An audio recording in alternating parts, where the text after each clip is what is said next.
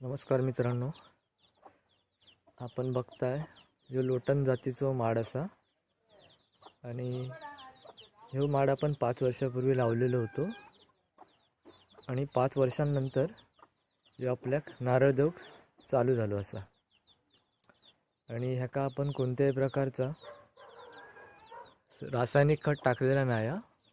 ह्याका आपण सेंद्रिय खत आणि गांडूळ खत टाकलेला होता आणि आपण आता बघूया ह्याच्यावर 3 बारके नारळ लागलेले असतात. म्हणजे जवळजवळ 5 वर्षांनी आपल्याक मेहनत करून 3 नारळ भेटणारच.